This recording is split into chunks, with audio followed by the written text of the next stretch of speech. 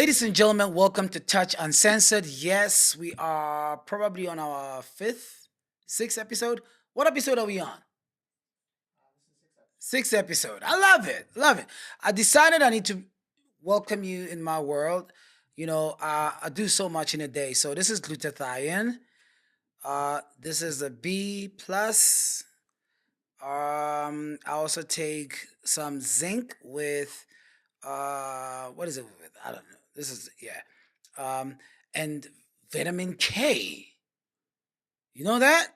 K for knowledge. This is the knowledge one. So I take this every day.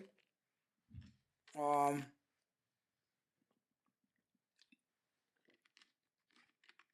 all four, all four. Because think about it, right? I have a plane to catch straight after the shoot, and when I arrive, I hit the ground running. I got to do so much work. Thank you so much. You can take this from me, please. Thank you. I have to do meetings. I have to be composed daily. Why I'm sharing this with you? Why? Because prior to this shoot, I had so much going on and I thought I'll be depleted by now. But for some reason, consistency in something, even if it's a good diet, whatever it is, I don't know what you do, good diet, um, consistency in anything is a mark of a champion. I don't know what you consistent in. Well, I don't know what it is that you do or you indulge, but you got to be consistent with it. Your body climatizes to whatever it is that you make it your daily indulgence, whatever you consume, your body climatizes to that. And I'm now feeling like I can keep going for the next 20 hours.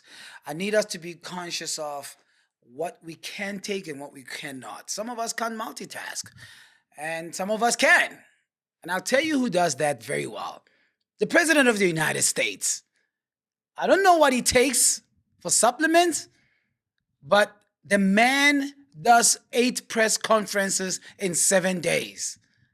There's no president in the world who's on your screen like President Donald Trump.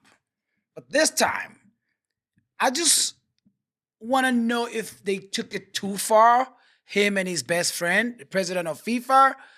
Because if you think about it, right, it's not a bad idea to raise funds for development.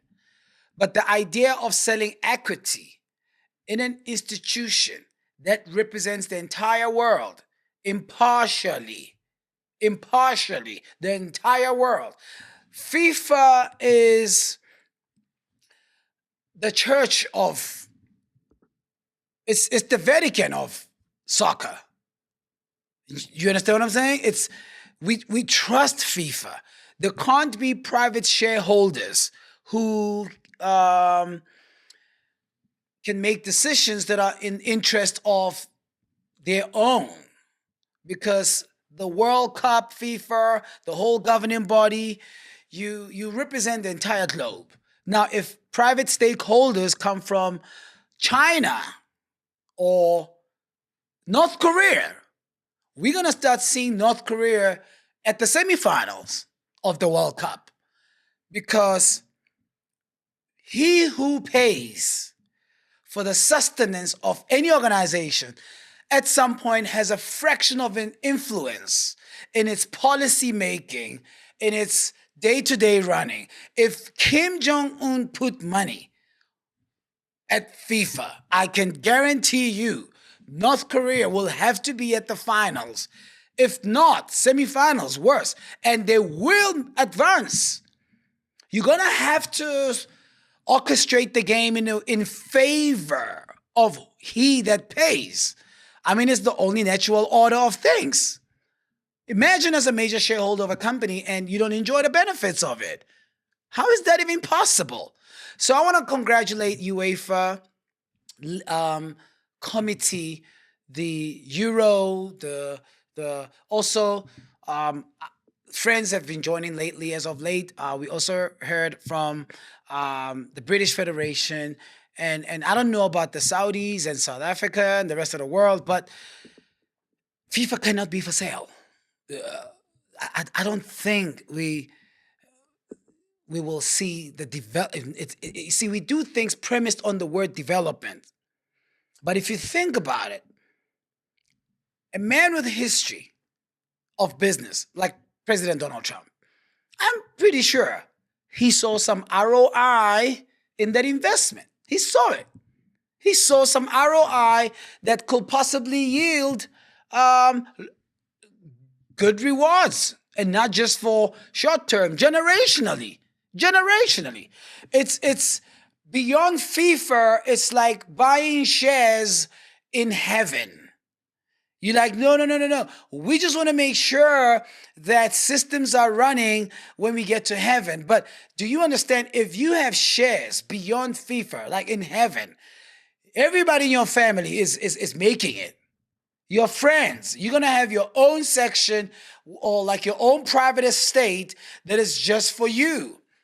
It's not practical for private individuals or entities to fathom the idea of owning any shares or having influence in the name of we want to invest in development. There's a lot of things we can do around development. There's an amazing book, by the way, that's out by one of the most sought after coaches in the world. Dr. Peter Msimani, released a book on youth development. It's one of the best epic curriculum I will advise for all learning institutions across the world. Now that is development. That is development. I had the honor of seeing him this week. And when you do things premised on the word development as your gateway to earn influence in an institution like FIFA, we can see through. And the fact that president of FIFA was going to have minimal shares in that consortium, it raises a lot of flags. So now, what is really the legacy of the current president? Check this out. The future of global soccer in absolute chaos right now. This is huge news. UEFA, which governs the sport right across Europe, says the World Cup is not for sale and has unanimously voted to boycott future men's and women's tournaments in protest at FIFA President Gianni Infantino's private investment plan in its competitions, a proposal that sparked a backlash from fans and soccer associations and confederations right around the world, including the Confederation right here in North America, where the World Cup final was just played less than a couple of weeks ago. You know, I love the book of Ecclesiastes. You know, when you read the book of Ecclesiastes, and shout out to the wise man, King Solomon, all is vanity. You know, when you get to a certain level of wealth, everything becomes for sale. When you reach a certain level, or probably when there has been the cadence of acquiring wealth or things that money can't buy with the power of a dollar, you start thinking everything is for sale. I am for everybody who's saying we cannot sell a stake in FIFA. It just cannot happen. I don't see that how possible, unless you are telling me after this we're going to consider. I mean, the United Nations is already for sale. We know, because some of us, our currency cannot even earn us the veto powers. Do you understand? If FIFA was for sale, if a portion or a stake in FIFA, anything to do with FIFA, had acquisitions available for private consortiums, if any of that was possible, it's over. It's a wrap. Consider it done. So I really want to give a special shout out to all of the governing bodies that spoke against this. We want to witness the next World Cup. By the way, where is it going? I heard it's going to be shared between Spain, Portugal. We'll verify that. And you don't want to sit there as a shareholder and your national team loses. No, that's not possible. I wouldn't allow it. I don't think anybody would allow it who puts money on an institution that hardly benefits their home grounds. It wouldn't make sense. Certain things cannot be for sale. But I'll tell you what's for sale. When you are one of the biggest, not even the biggest, when you're the only savior of R&B, the only savior, I spoke about this at a time, I said there's an agenda. I think there's a strategic agenda to diminish R&B worldwide. This is my opinion. I'm not saying anybody's above the law, but when you realize how strategically the iconic R&B artists that we all love, by the way, have caught cases, if not behind bars, it's prison or death when you are the savior of R&B. Chris Brown pleaded guilty. But you know what is very disturbing for me with this whole case? They waited for Chris Brown to sell out Joburg FMB Stadium. And when they saw the magnanimity of this event, the case got resuscitated, and all of a sudden, he announced this world tour. I genuinely believe he didn't sign a deal with one of the biggest distributors in the world. He refused to sign a deal with one of the biggest promoters in the world. I do not know. My suspicion is somebody said, what can we find on Chris Brown? Just to humble him one more time. Because this happened in 2023, post-COVID, by the way. And check out this clip.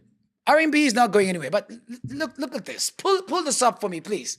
R&B singer Chris Brown has pleaded guilty to a fray over an alleged attack at a popular London nightclub in 2023.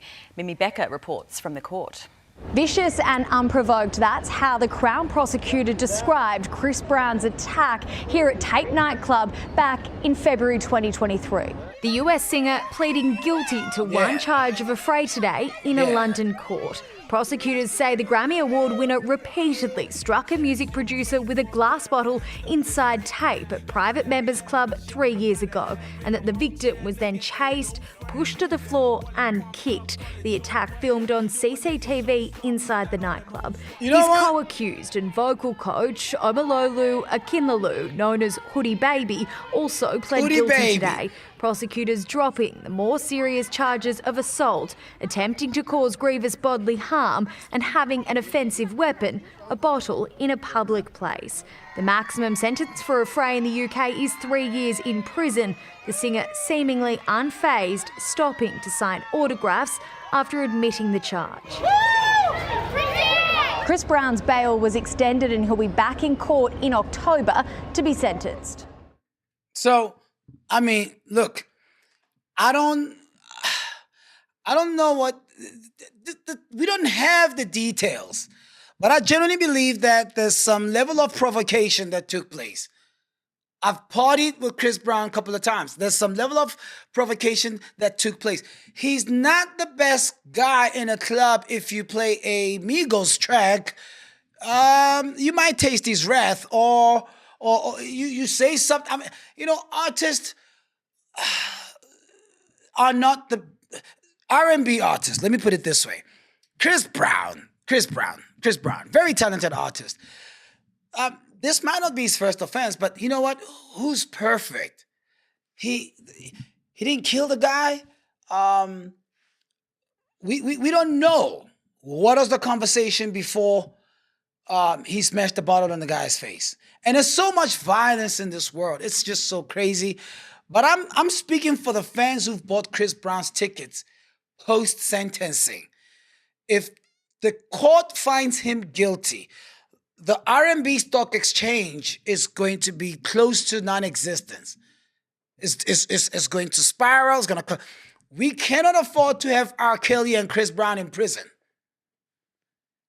The fact that R. Kelly has served his time, the man is serving time. And on numerous amount, he has asked to confront the victims and make peace with them. Now, that level of atonement should be met with some forgiveness. Why? We gotta save R&B. Now, Chris Brown, can you imagine Chris Brown and R. Kelly being in the same prison? Just hypothetically speaking. Do you understand your ability to confine such talent in a solitary confinement? Already the world needs love. The world needs love. And I'm looking at this, dealing with Chris Brown. I had the pleasure of working with him, and I've seen him in a party mode. When you're surrounded by bodyguards, I thought the idea of having security is them handling your business. You pay them to keep your hands clean. At no point when you have security, you shall find your hands doing things that has repercussions that could put you in a cell. You pay them to intercept any kinds of nonsense like what happened in London. But the fact that it has happened, the ticket holders are probably on edge because I know he's got a big show in November. And if he's getting sentenced in October, are we going to have that anxiety between now and October? Judge, I'm just saying, when you look at the merits of this case, consider the fact that some of us are holding tickets to see Chris Brown in November. Is he above the law? No, he's not. We didn't even see the footage. And I'm not saying that's not true, but I'm just saying for the love of R&B, now if Chris Brown was a rapper, we got a lot of hip-hop artists, and I love hip-hop. You know me. I'm blood in, blood out. Check my Instagram status. I even say it out there. Hip-hop saved my life, but Lord help us. We cannot afford to have Chris Brown behind bars. That cannot happen. Whatever it is, he probably is going to pay it. At the rate he's going, he left court signing autographs. You know what that says? If you can leave court at the end of the trial is done, all he's waiting for is sentencing, and he walks out with his tie loose and he's signing autograph, he foresees a deal coming his way. That might cost him money. Yeah, fair enough. Let him pay for it. Let the guy go do surgery on his neck. Let him get a new neck. But don't put Chris Brown in orange uniform. They said he slashed the bottle on his neck. Listen, let the victim get paid. Let him own the club. He was a waiter. I heard the guy was a waiter. Not even a good waiter, but hey, let him own the club. Chris Brown, the club. That's going to change his life. Let's be practical with this thing. I do not see how a judge who goes to court, listening to Residual on his way to court, listening to Sensational on his way to court, is going to sentence the very same artist for 3 years. You are on your way to court, listening to Chris Brown, and you got to preside over his life if he faces jail or not, and you are currently playing Residuals. You know how deep that song, and the part that gets me the most about Residual is not really the breakup. It's all of that used to be mine. All of that used to be mine. Like Residuals, you put so much equity in that relationship for some loser to walk in and enjoy your fruits. Oh no. You know, some of us, when we look at relationships, it's not about moving on. It's the amount of equity you put in a relationship. Even work. You cannot keep studying things new in life. Certain things you're going to have to ride it. You're going to have to take that ride. I don't care if it looks rough. Can you imagine every 5 years you have to start a new relationship at work, start a new relationship with somebody else? We're not here forever. None of us are immortal. There are certain things you cannot keep exiting. You just can't press eject like you changing underwears. Certain things test your character. You stay, you thug it out, you demonstrate certain virtues that you don't have unless you are provoked. You can't keep studying new. There are certain things that are genuinely your assignment in life to test your character. And this is probably one of them. This moment right now. If you reflect on your own life, can you afford to leave a company that you just literally hit the ground running? You are now acclimatized with the operations. You know who the bullies are. You know who are the most insecure, and you understand that mechanically this is how things gets done seamlessly, and you leave. I do not understand how everybody is out for the highest bidder. And I'm speaking maybe for my ladies. Ladies, help me with this one. You might not be with a perfect man. You might not be with a perfect guy. I understand that. The guy you think is the next ultimate cat's meow, the guy you think is your ultimate fantasy, there's always next level. There's always next level. To my fellow brothers, you probably look at your situation and say, oh my goodness, I can upgrade this. I can have a better partner. There's always a better partner. It's never this insatiable, the idea of always starting new relationship. If you operate from deficits, there will always be some vacuum you assume can be closed by somebody else, when the truth of the matter is you have to close the vacuum. You see, I remember speaking to a very good friend of mine, by the way, and the man I look up to, saying, there's always going to be offers in life. There's always going to be that lust for more, L-U-S-T, okay? You always will have. It is our human, we have the inclination, if not proclivity, to think there's something better out there. But the truth of the matter is, you have to end the desire. You have to cut it. So whenever you always look at your situation from a point of deficits, there will never be, nobody's going to make you happy. Nobody. And I'm sure you've had this. I'm not here to preach, but there's always going to be a vacuum. Now imagine you have to start all the time. You know, certain things needs consistency to be exceptionally good. Michael Jordan left the Chicago Bulls and he sucked in baseball. He sucked. Tiger Woods tried to leave golf. Tiger Woods. There's no way Lewis Hamilton right now can say, I think I want to be a soccer player. And that's how we treat relationships. We just don't have it in us to understand that the power of commitment is not necessarily about duration, but it's about being steadfast. You got to be steadfast throughout the storm, throughout adversities, and stay. Sometimes you get better, not because you're good at it, not because you're gifted. You get better because you've put more hours. You're an outlier in the space. Put a mic in front of me. This is what I do. You know, I dream broadcasting. This is what I do.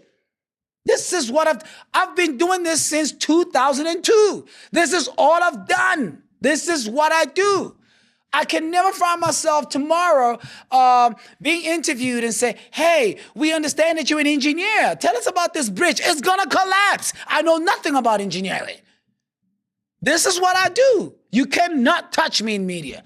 This is what I do. I do this in my sleep. Yeah. I can move to Australia and run an operation. I can move to Afghanistan. Do you understand what I'm saying? Vladimir Putin, you need the next CEO of RT. Holla at me. This is what I do. Why? The power of commitment. And the power of commitment has nothing to do with benefits. If I stay, what do I reap? It has nothing to do with that. Unfortunately, we've produced microwave. We have this idea of what we walk away with. Everybody enters into any space for what they can walk away with. Very few people get into a space for what they can build and nurture. The things that last the most are dependent on the mental disposition of the person who walks into that space. It's not the responsibility of the other person or the company to keep you. Not at all. Not at all. And I want to talk about, so I went to Bishop Grimes High School, and I remember part of my high school, I had to do history. And we had this Father Fryer, by the way. Father Fryer was our history and English teacher at Bishop's Grimes High. Check the school. One of the top Catholic schools in Syracuse, New York. Probably top 50. It was top 50 Catholics, top 50 high school in a population of 300 million people in the United States. Yes, that's where I went to school. And I had to study about the Tuskegee man. The Tuskegee, by the way, the Tuskegee Army or force, well-renowned game changers. During World War II, black African-American fighter jet pilots who fought in World War II. In honor of their legacy in Alabama, there's a university called the Tuskegee University. The level of, you see, I said this one time, it is a problem in society when the beneficiaries of any form of benefits are not even sensitive or enlightened about the amount of sacrifices the benefactor had to go through. Okay, that went over your head. I can see it. Let me repeat it. Josiami, I know that went over your head. I'm going to say it for you. Faison, you better hear this out. When the beneficiaries are not sensitive or enlightened by the sacrifices of the benefactor and how they treat the benefits. You see it in their conduct. You see it in their outlook. When you look at the new proposal by Tuskegee University saying students can no longer go to school on flip-flops. First of all, these iconic, remarkable men did not fight in World War II, flying jets when black people could not even become pilots. These were fighter jets pilots. The Tuskegee, you see now I'm getting this vein on my forehead because I'm passionate about this. Looking at the decay of society today, how we even debate the fact that it's incorrect to go to a school that is named after such powerful revolutionaries, and you want to have a do-rag with your jeans sagging. Jeans sagging all the way. You go to an institution that is named after revolutionary icons, that if it was not for them during the most difficult times when black people had no prominence in any industry, there were fighter jets in the World War II. I studied this history. It's something close to my heart. And you want to go to a university that is named after them, and you going to school with the pajamas you had on last night after your one-night stand with God knows who. You rocking the same PJs, smelling of Lord I don't know, sitting in a classroom with flip-flops, do-rags, and probably didn't even brush your teeth, walking in an institution that is named after the most powerful black man that pushed the bar during times when it was so difficult. It's like going to a Nelson Mandela University in Speedos. You don't even understand the man himself, what he did for you to be in that classroom, and you are going there with Speedos on. I don't know what goes in the mind of students who don't understand it's a privilege to be beneficiaries of such powerful benefactors who sacrificed their life. By the way, one of the last remaining members of the Tuskegee died last year. It was 2025, verified effects. I think it was in September 24. I know my history. September 24, he died at the age of 100. Check the name out.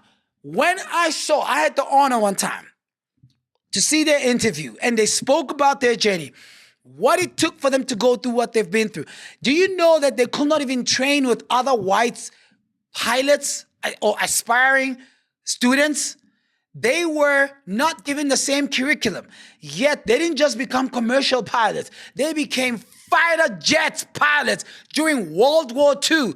And you have a problem with being asked to respect the space? Come to school dressed like how you want your boardroom to look like. Unless you have no aspirations of being anything significant in society. Then we understand why you want to go to school like you just came back from a club. And there's nothing wrong with that. Maybe you are not cut for the institution. But I genuinely believe if I go to an institution that represents certain qualities, or the name or the people that is named after were of a particular pedigree, the onus is on me in my response or in my respect of the institution to look like I take it as a privilege to be here.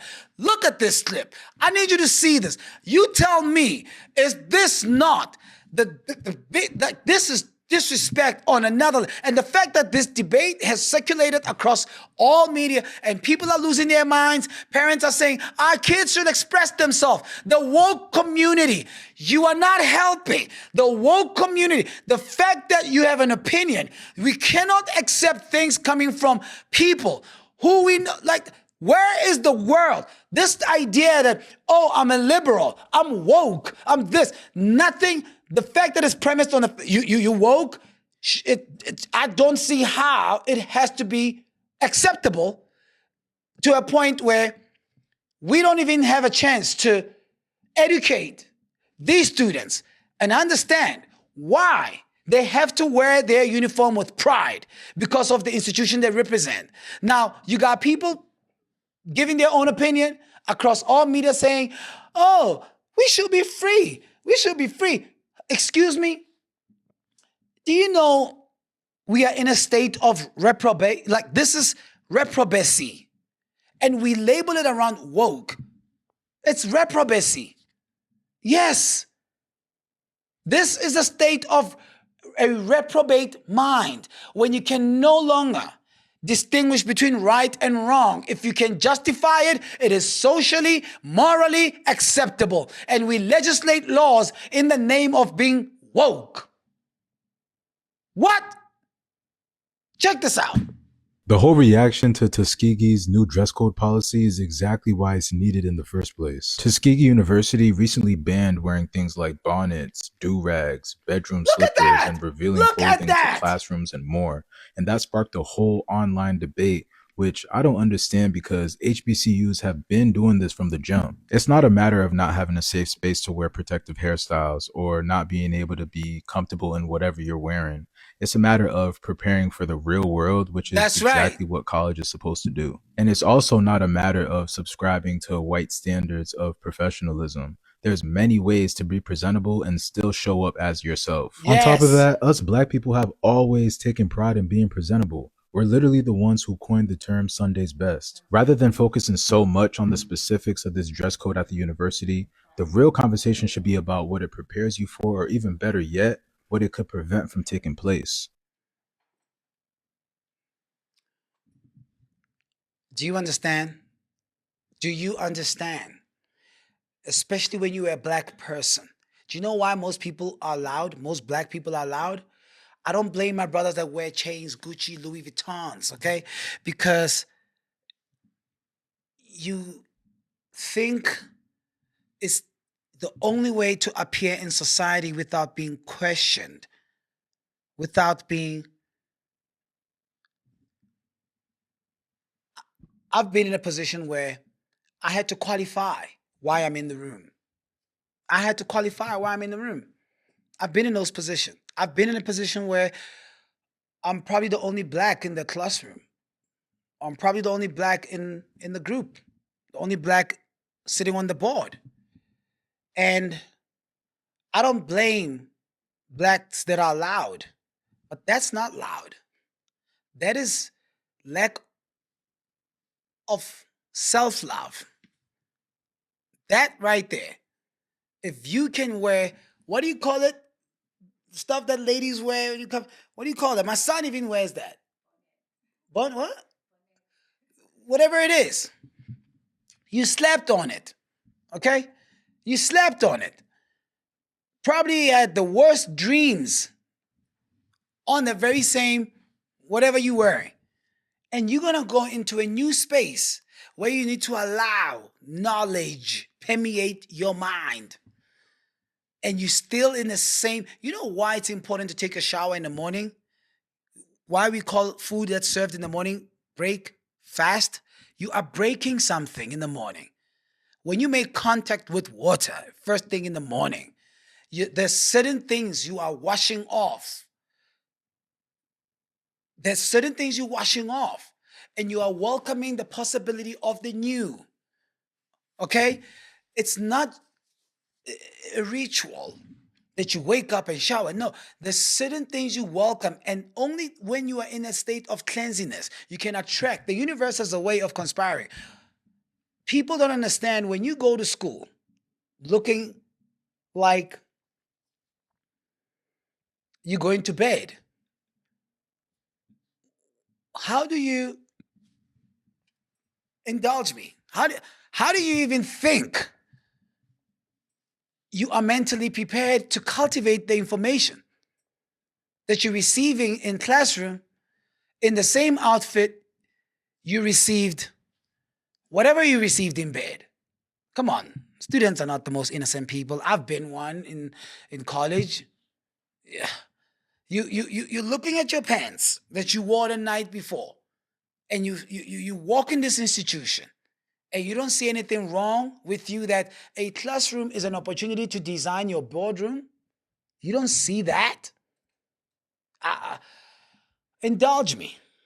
And while you're trying to indulge me, can I just bring things back home? Now, if you've never traveled to Ethiopia, by the way, you're missing out. Ethiopia was probably the only country in the whole continent of Africa that was never colonized. They tried. No. Haile Selassie, ladies and gentlemen,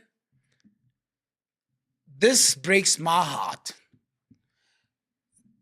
Children should never be put in a position where they have to choose greener pastures. Home should be their ultimate destination. Just going home. Home is a place of refuge. A group of Ethiopian young people, teenagers, went for a tournament in Sweden. A group of young people went for a tournament in Sweden. Upon arrival, they participated in the tournament until the last day. They all vanished. All vanished. A whole team said, we are not going back to Ethiopia. Now, Ethiopia is a beautiful place. Addis, Ethiopian Airline is the best airline in the continent, second to SAA. Ethiopian Airline. Go to Addis Ababa. Addis is a beautiful place. But when the youth says, we are not going back there, we're going to seek for greener pastures. Do you understand as a parent, if you last saw your child going to compete in Sweden, you brag about it. I grew up in church. We'll even be asked to speak, and they'll pray for you. Everybody in the community knows our son is going abroad. He's going to participate. It becomes a community victorious moment. It's the triumphant moment for everybody. Not this one. The entire team said, we are not going back. And who are these? Kids. Kids. Imagine the Swedish authorities is in search. Now, every town I know across the world, in Los Angeles, by the way, if you keep driving down La Cienega, you make a right on La Brea, and you go down La Brea Drive, cross the 401, there's a part called the Ethiopian Town. Ethiopian Town in Los Angeles. Okay? There's an Ethiopian town, the largest population of Ethiopians in America, in LA. Go to Sydney, Australia. Go to Switzerland. Go to London. As of recent, Sweden. These young kids are saying, we are not going back home. Now, can you imagine when Sweden has to host, they even said, when we host the next tournament, we are not inviting any African team. Thank you to the Ethiopian team. These kids are saying, we are out of here. Now, imagine you are that girlfriend. You know, you met your high school love at 16, boards a flight. You don't notice the last time you've seen the love of your life. Boards a flight, they get to Sweden. And they're like, what? It's like this? We are not going back home. Let's pause for 2 seconds. Let's pause for 2 seconds. In juxtaposition to this incident, the last game in Canada, Ghana, in Canada. Do you know how many Ghanaians went to seek asylum and said, we are not going back? At the World Cup. I don't want to get to a point where the rest of the world, when they host World Cup, they start putting all these rigorous measures when it comes to African nationals, because the most that pays the highest visa cost are people from African countries. Visa costs are becoming exorbitant because they need security. You will go back home. Now, I'm not going to mention which country it is. There's a country that you got to pay $20,000 US dollars. $20,000 US dollars if you want to go to the United States. You get a portion of it back. This is some form of security. 20,000 US. It's becoming nonsensical. The price, the cost imposed on any of African nationals wanting to travel to the West or Europe. You're making visa costs far more expensive for innocent Africans who want to travel and honor their reason of travel. Play this clip. And I'm saying that because we've all seen recently the whole narrative about South Africa and the challenges that African migrants have had in South Africa. I have to tell you that it's not just an issue for South Africa. Where I am in Libya, it is a point where the majority of African migrants trying to go to Europe try to exit through Libyan corridors because the state institutions are weak. But I can assure you that that journey is probably more perilous than the current situation in South Africa. And the number of people who die on their way there, right?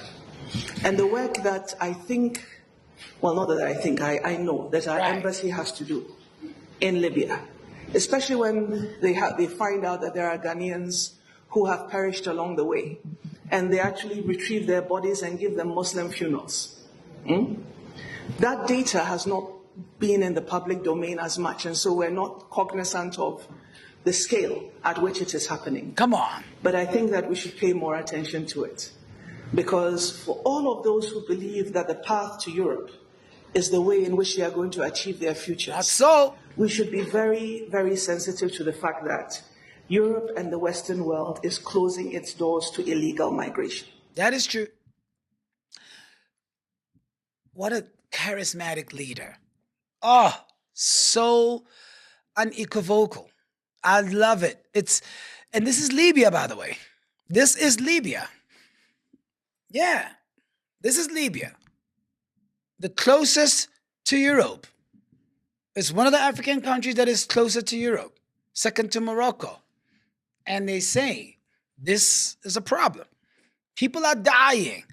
I generally feel that, as Madame said, our African leaders, you're failing your people. If you have to cross the Mediterranean Sea, die in a process. If people are willing to die, do you understand? It's a sad reality when you see our African leaders at the African Union with their nice tailored suits, clean shirts, ties, discussing whatever, I don't know, but you're not cleaning your backyard. It's a sad reality. It really is. And these are mainly from West African countries. It's a serious crisis. And I'm so happy how she helped South Africa to not be the nucleus of screaming, sending back illegal immigrants. I just love her position. It was well stated. And I really think the people of this continent must take power in their own hands. They have to. It's the failure of the leaders, nothing else.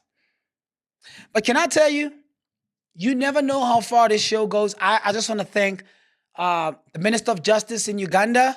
Shout out. Shout out to you.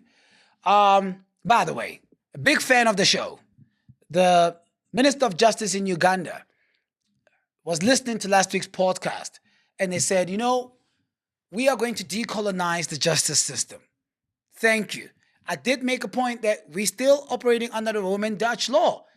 That's how we practice law in this country. That's why you'll find certain judges, magistrates, prosecutors, attorneys, senior counsels wearing blonde wigs, pitch black as a coal, with a blonde wig, addressing my Lord, your worship. Uganda is done. It's no longer using that.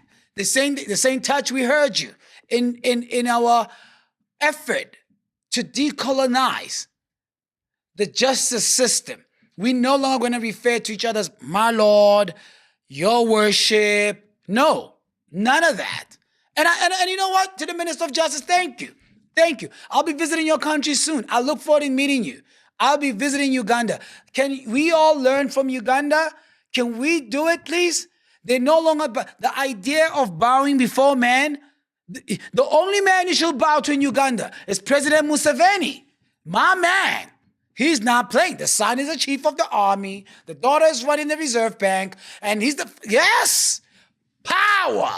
That's the man you bow to. Yeah, did I say that? I did. President Museveni, shout out. Your Minister of Justice, don't fire him. That's my guy. That's my guy. So shout out to Uganda. I love you for that. Now, can we address something very, very, very important? Because we're getting in that summer, spring season out here in this part of the world, and the rest of Europe. It's now begun. You're getting into what we call fall. But either way, we are on a date. We're dating. We are dating. People are learning that the power of social media, when you think it'll work in your favor to a certain degree, not really. Social media has actually revealed the true character of certain people who for years have probably sometimes you hide behind your beauty, your looks, you hide behind your achievement. I don't know what you use as your filter, but I generally think the idea of applying the right etiquette on a date, it should be everywhere. There are people who you can see poor upbringing on how they conduct themselves around the table. You don't even have to ask questions. Now there are do's and don'ts. Are we raised perfect? No, I'm not. But there are certain fundamentals you apply to demonstrate respect, especially on your first date. Now, let me tell you something. This is a universal problem. Meeting people in new spaces, you don't know who they are. You're not cut from the same umbilical cord. It is ubiquitous. At some point, we all face it. But you learn when you enter somebody's space, you understand that this is a chance where I'm not just making conversation, but I'm also selling myself. I am hereby demonstrating my character, my upbringing, and possibly foresight where I'm going. Now, this lady thought this was going to work in her favor. And these are things you do when you go on your first date. There are things that are no, please, by all means, it's a no. Okay? Your looks are not going to save you. Your money's not going to save you. I know beautiful women who've walked out on a date from a narcissistic, conceited, egomaniac character with the Lambos, with the Ferraris, and baby girl walks out with her pride. I respect that. But this one, a date between two people, you sitting on a date. Yeah, probably you are a return soldier. For those who don't know, somebody's been married. You're sitting on a date. And by the way, in the name of equality, since all my feminist friends, sisters out there. Yeah, it's going to be a 50-50. Beautiful. Okay, fantastic. Guess where that's leading? It's leading to a point where men are also equally hunted. You see, men love the hunt. We love the chase. We love the chase. But if, considering the dynamics today, men are like, well, you know what? We want to be hunted too. You got to put equally the same amount of effort in keeping me. Yeah, right? This is what equality is about. Thank you. If there's an intruder in the house and you happen to be in the front, beat him up. Let me run away. Beat him up, girl. Beat up that intruder. How about you go in the front line of war? Please do. That's what it's about. That's equality. I love that in the name of equality. Now, here's what I want to paint the picture very clear. There are certain things that we need to stop being delusional about. We need to. We got to stop being, there are certain things, there are certain arguments that are not going to hold. Theoretically, you might have a point, sister, but the truth in real practical world, you know for a fact, especially when you bring in some load in a relationship, how to behave. You cannot, as a woman, on your first date with 7 kids, on your first date with 7 kids, think that I am going to sit with you having this dinner, and when it's time to pay for the bill, you are ordering 7 more plates for your kids that I have nothing to do with their existence, that I don't even know. I don't even know they exist. You're going to order more. Now, hold on. I'm sitting with you. But what people don't understand, when you're sitting with a date with anybody, man or woman, you're not just with one person. For instance, take me, for example. I got 16 multiple personalities. There are certain, you decide what drawer you want to pull up. I am a reservoir of multiple characters. I am, like right now, I'm on my professional mode.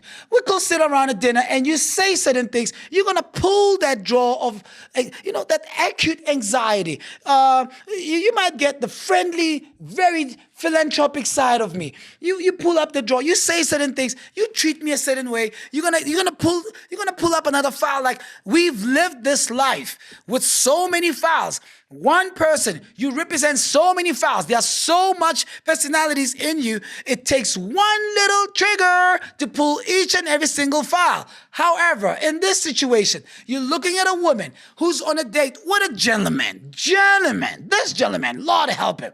I want to pay for his haircuts throughout his entire life. I want to give him a haircut scholarship forever. This gentleman is sitting on a date, and the lady, by the way, I'm saying a lady because I respect my sisters out there, but I will not refer to this woman as a lady because this is not how a lady behaves. No! Check this out. Do you understand there are things that you should never do on a date?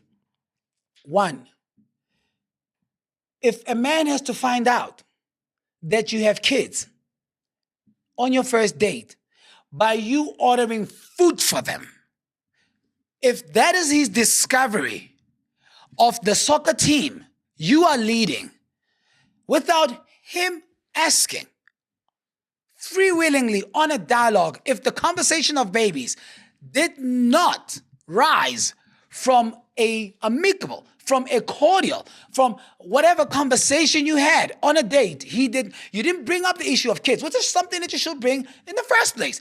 I generally believe in this day and age, we got to disclose terms and conditions upon inception. He finds out because she's ordering more food for her kids. How sad is it? You're discovering that the person you're with has more kids. When she asks you on a cash app or e-wallet, it took a request to discover things that you should have just been told up front. And it's beautiful. I generally think sometimes we got to be very realistic with the idea of relationship, because to think that chastity and purity is in the lack of experience, it's a fallacy. Sometimes you need somebody who's been through enough, because you are too much to handle. You need an expert. You need a woman with 11 kids to handle you. Some of us as men, some men out there, you need a woman who's been to hell and back to deal with the devil you are. Check this out. Y'all hear this? He just told me I can't take food home for my kids. Of course. What? You just told me I couldn't take no food home to my kids. We're on a date. This is our first date, and you ordering extra food. If you ordering all that extra food, you need to pay for it. I'm not paying for extra food. So you telling me if I need to take food home to my kids, you not going to pay for it? Yes. I didn't say that. That's a different story. But if you're on a date trying to get to know each other, and you got the waitress or whatever, but I mean, we're on a date trying to get to know each other, and we eat. I think it's kind of disrespectful, or it's not being considerate that you will order all these 3, 4, 5 kids for your family at home, all these extra to-go plates, and you think I should pay for them. I'm not paying for them. What kind of guy you think if I would have ordered for me to eat, you would have paid for it, but I'm ordering to take home. I invited you out on a dinner. That's to pay for you. Thank you. You look at all this food. Look at it. Look at it. Look at this extra food you are. Yep. Yeah. And you can pay for it. Oh my goodness. Pathetic. Yeah, I'm not paying for it. No, don't pay for it. You trying to get the ticket together, Bro, but I'm not paying for go everything. home. I'm letting you know that's right now. I'm not paying for all the food. Yes, he is. I told him.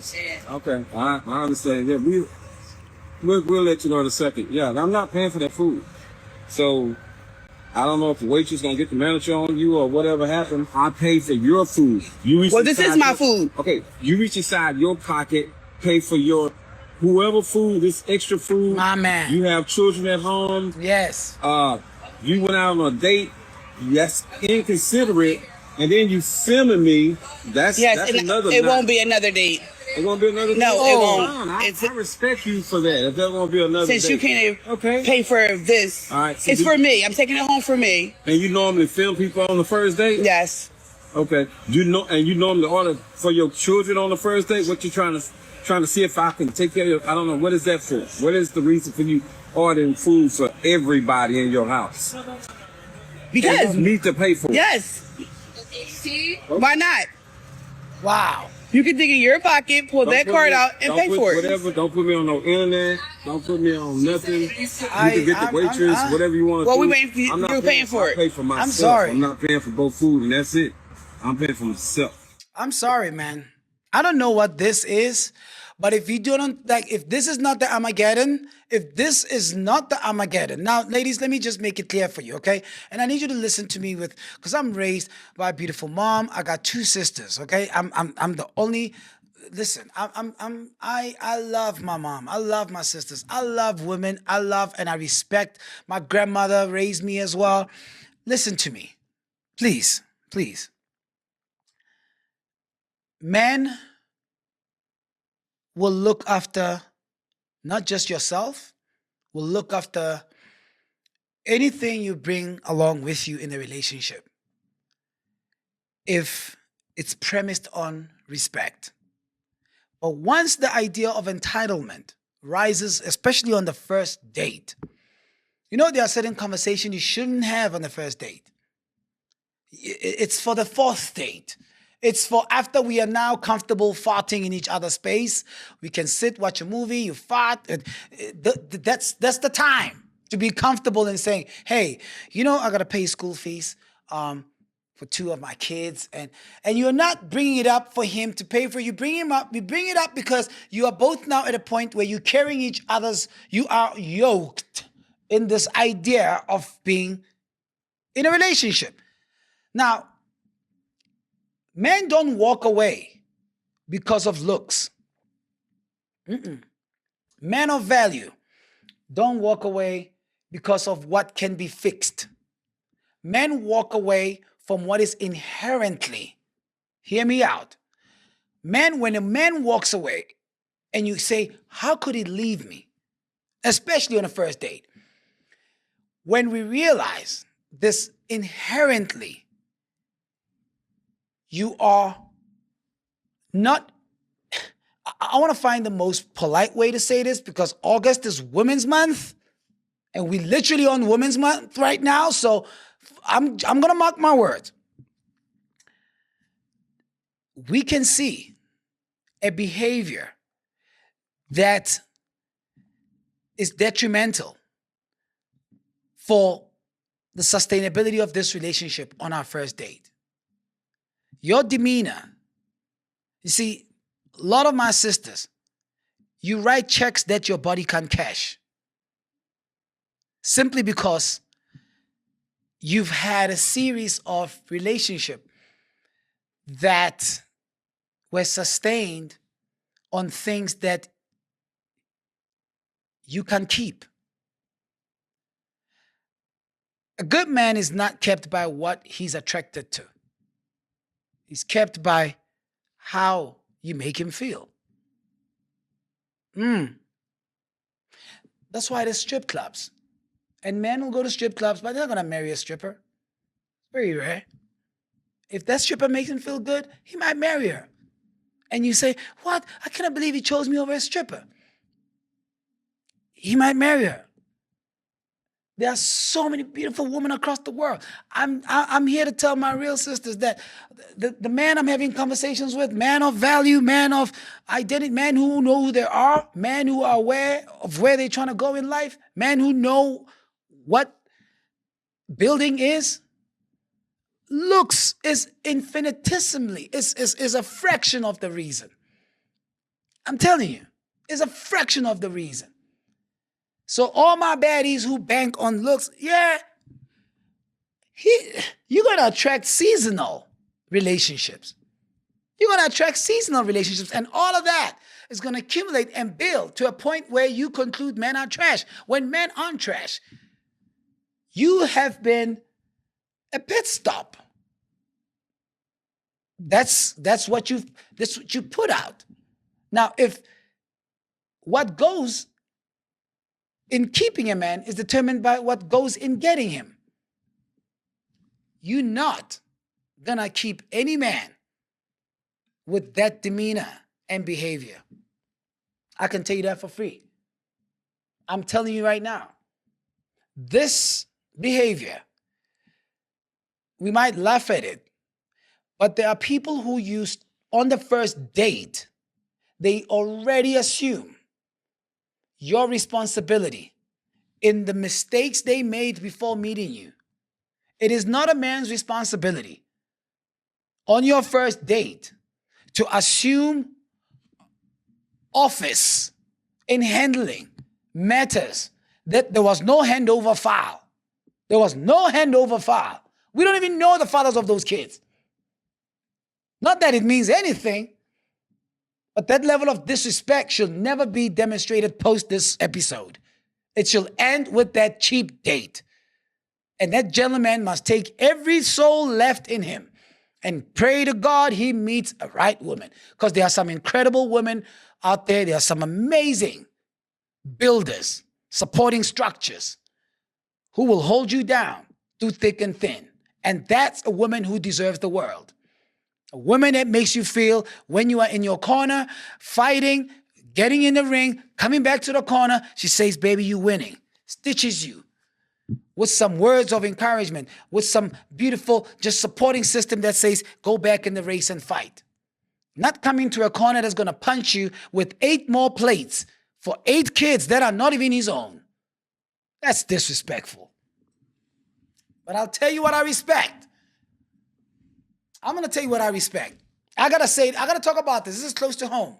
My dear brother El Vovo, can I just say what the community of South African lovers of El Vovo, the community of his fans, diehards, friends in the industry, what they demonstrated is by far an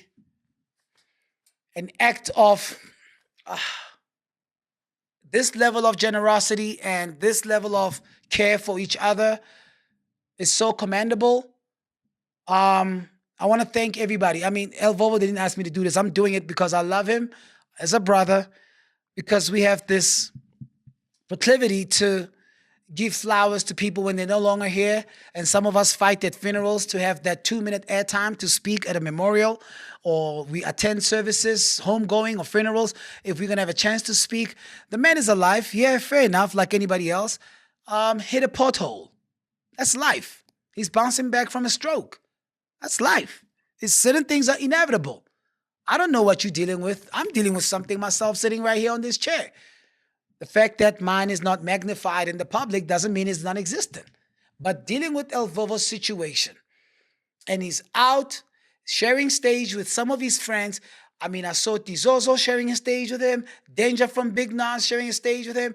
The man is saying, God has given me a second chance to bounce back. Fair enough. He's made some significant development in trying to get back on stage, but he's not back in his perfect state, but he's still El Vovo.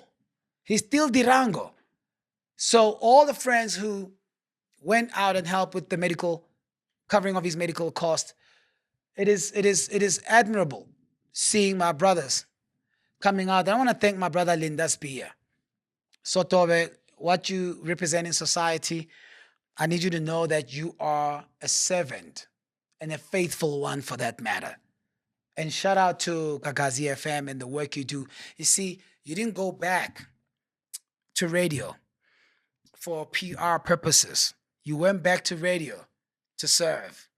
And for that, my brother, your legacy is going to outlive your bones. Back to El Vovo. I'm going to try and see if I can get, I'll probably post it on my Instagram, his banking details. For anybody who wants to donate and help, probably post it on this page. Go on this page, Touch Uncensored. I'll post the details. I love seeing a community coming together and saying, not in my watch, not on my watch, we're going to help.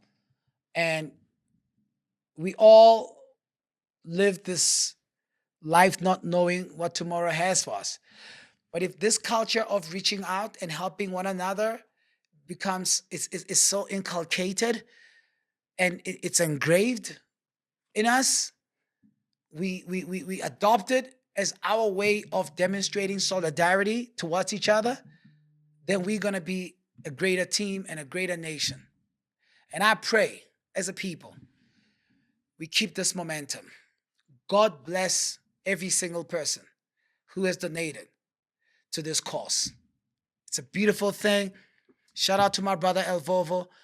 He represents the idea that God is a redeemer. He's in the business of answering prayers. And I say that knowing very well that he's going to go back on stage one day like he's never had a stroke. And you dealing with your situation, if you don't understand that it's seasonal, you're going to make a permanent decision on a temporary circumstance. Don't allow it. It can change. It will change. The one who made us a promise is not man. He's God and God alone. Now, my phone is not buzzed. I start speaking about God, it's not buzzed. You see, the devil is a liar. I haven't had my phone buzzing to what? I've been talking all kinds of stuff. Now I'm starting to be so deep connected with my inner self. My phone is buzzing. I'm going to keep saying this, though. You got to go to haula.co.za and get yourself tickets to the 2026 Replenishment Concert. We are back like never before. Ladies and gentlemen, it's its 5th year. We are in Sandton, the heart of capital, Africa's richest square mile. We have joyous celebration. Jesus Collective. Not tender. Listen, it's this list is crazy. We're introducing 5 new names. It's gonna be bigger than ever, right at corner Grayston and Rivonia. It's happening in the heart of Sandton, Sandown High Top Fields. I will see you 31st October at Replenishment Concert. And for everybody who subscribed on this, you're getting yourself an early bird ticket. So go right now to haula.co.za. Ladies and gentlemen, God bless the world and South Africa first. I will see you again on Touch Uncensored. Thank you for your subscription.